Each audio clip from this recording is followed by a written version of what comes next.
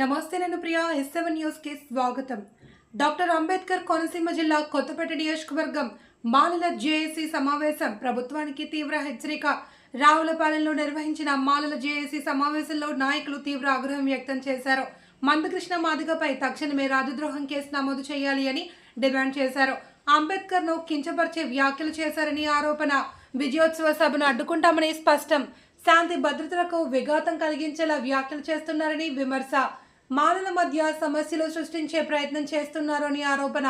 రేపు జిల్లా వ్యాప్తంగా అన్ని పోలీస్ స్టేషన్లలో ఫిర్యాదు ఇస్తామని ప్రకటన. 26 జిల్లాల్లో భారీ స్థాయిలో ఉద్యమం చేపడతాము అని హెచ్చరిక. అంబేద్కర్ను అవమానిస్తే సహించమంటూ జేఏసీ నాయకులు స్పష్టం చేశారు. తదుపరి పరిణామాలకు ప్రభుత్వమే పూర్తి బాధ్యత వహించాల్సి ఉంటుంది అని హెచ్చరించారు. ఈ కార్యక్రమంలో ఇసుకపట్ల రఘుబాబు, గొల్లపల్లి డేవిడ్, నెల్లి లక్ష్మీపతి, కప్పల శ్రీధర్, కప్పల నాగేశ్వరరావు, కొనాల అంబేద్కర్, సబ్బిటి మోహన్ రావు, జకల అరుణ్ కుమార్ తదితరులు పాల్గొన్నారు. అన్ని మండల కేంద్రాలను కూడా నేషనల్ లీడర్ అయినటువంటి బాబాసాహెబ్ అంబేద్కర్ని, ఒక జాతీయ నాయకుడిని నువ్వు బ్రిటిష్ వారి తొత్తు అంటే, బ్రిటిష్ వారి ఏజెంట్ అంటే అది రాజద్రోహం కింద లెక్క. రాజద్రోహం కింద కృష్ణమాదిక మీద కేసు పెట్టాలి. నీకు ఈవేళ పద్మశ్రీ అవార్డు వచ్చిందంటే ఆ బాబాసాహెబ్ అంబేద్కర్ లేకపోతే ఎవరిస్తారు నీకు పద్మశ్రీ అవార్డు? ఈ పద్మశ్రీ అవార్డు కూడా వెనక్కి తీసుకోవాలని కూడా మేము డిమాండ్ చేస్తున్నాం. ఎట్టి పరిస్థితులను కూడా ఈ కోనసీమ అంబేద్కర్ జిల్లాలోకి వస్తే కనుక మానవులందరూ కూడా ఏకమై తగిన బుద్ధి చెప్తారని చెప్పేసి ఈ పత్రికా ముఖంగా, ఈ మీడియా ముఖంగా మనవి చేస్తూ, సమాజంలో మాదిగలంటే మాకు ద్వేషం లేదు, ఇప్పటికీ మేము ప్రేమిస్తూ ఉన్నాం. కానీ నీ రాజకీయం కోసం అన్నదమ్ములు లాంటి మాదిగలు విడదీశావు. అదే ద్వేషం అనుకుంటే గతంలో జరిగిన మాదిగల మీద జరిగినటువంటి అనేక అట్రాసిటీల మీద, అనేక రకాలైనటువంటి విధ్వంసుల మీద మాలను చుండేవారి కాదు. మానవులు ఎప్పుడు కూడా మాదిగలు ప్రేమించారు కాబట్టి వాళ్ళకి జరిగిన ప్రతి అన్యాయాన్ని కూడా ప్రతిఘటించి మేము జైలు పోలయ్యాం. నేను బయటకు తీసుకొచ్చి కడిపెట్టావు. దానికి ప్రతిఫలం ఇదాను మాకు చేసేది, ఇదా అంబేద్కర్ని నువ్వు సంస్కరించేది, ఇదా నువ్వు అంబేద్కర్ని గౌరవించే తీరు. దీన్ని అంబేద్కర్ జిల్లాలో ఉన్నటువంటి ప్రతి మాల, ఆడ, మగ, పిల్ల, పెద్ద ఉడికిపోతా ఉన్నాం. నువ్వు చేసే చర్యలను మేము ఖండిస్తున్నాం. నువ్వు బాబాసాహెబ్ అంబేద్కర్ కాళ్ళు పట్టుకుని క్షమాపణ వేరుకున్నాడే అప్పుడు నీ కార్యక్రమం చేసుకోవాలని సభాముఖంగా మనం చేసుకుంటాం. జై భీమ్. నా పేరు ఇసుకపట్ల రఘుబాబు. డాక్టర్ బిఆర్ అంబేద్కర్ కోనసీమ జిల్లా దళిత ఐక్యవేదిక ప్రధాన కార్యదర్శి మాట్లాడుతున్నాను. ఈరోజు ఒక ముఖ్యమైన అంశాన్ని ఈ రాష్ట్రంలో, ముఖ్యంగా డాక్టర్ బిఆర్ అంబేద్కర్ కోనసీమ జిల్లాలో ఉన్నటువంటి మానవుల యొక్క మనోగతాన్ని మీకు తెలియపరచడానికి నేను ముందుకు వచ్చాను. వర్గీకరణ అనేది జరిగింది. దానికి సుప్రీంకోర్టు దగ్గర నుండి, రాష్ట్ర కేంద్ర ప్రభుత్వాల దగ్గర నుండి అతను కృష్ణమాదిగ అనేటువంటి పర్సన్ కాళ్ళ పడి ఏదో తెచ్చుకున్నాడు, ఏదో అయ్యింది.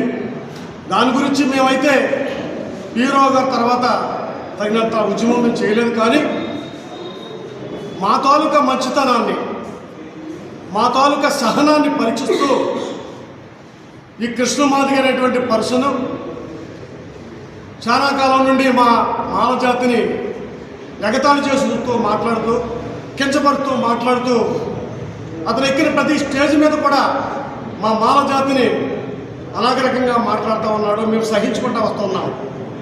ఏవయ్యా కృష్ణమాదిగ, నీకు ఒకటే చెప్తా ఉన్నాం, మాదిగల్ని చుండూరు, కారంచేడు, పదురుకొప్పం, నీరుకొండ, కృష్ణ నిన్నగాక మొన్న ఇక్కడ ఉన్నటువంటి సూదాపురంలో కానీ, లక్ష్మీపురంలో కానీ మాదిగల్ని వేటాడితే అప్పర్ కమ్యూనిటీ పీపుల్ నీకు అండగా నిలబడింది ఎవరు? మాలను నీకు అండగా నిలబడి మా అన్నదమ్ముడైనటువంటి మాదికి సోదరికి మేము అండగా నిలబడ్డాం. అటు కట్టుకున్న మట్టిని కడిగి మా హక్కులు చేర్చుకుని మేము ఆదరించాం. మా నాయకులు బొజ్జా తారక గారు కానీ, కత్తిపత్రారావు కానీ, ఇంకా వేలాది మంది మాలందరూ కూడా మీకు అండగా నిలబడ్డాం. అప్పుడు ఏమైపోయావు కృష్ణమాదిగ? ఇప్పుడు మాలల గురించి నువ్వు అనుచితంగా మాట్లాడతావా? ఓన్లే మాట్లాడవని ఊరుకున్నావు. నీకు గుర్తుందా? నీకు గుర్తులేదా?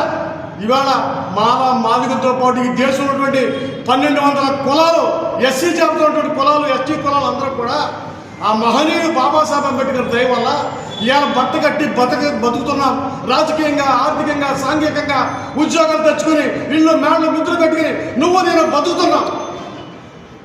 నువ్వు ఈవేళ మా గురించి మాట్లాడితే మాట్లాడవు, కానీ మన దైవం మా అమ్మ నాన్న కన్నా మా అందరికంటే ఎక్కువ ఎవరైతే ఉన్నాడంటే ఈ దేశంలో ప్రపంచంలో ఒక్క బాబాసాహెబ్ అంబేద్కర్ మాత్రమే మా కులదైవం.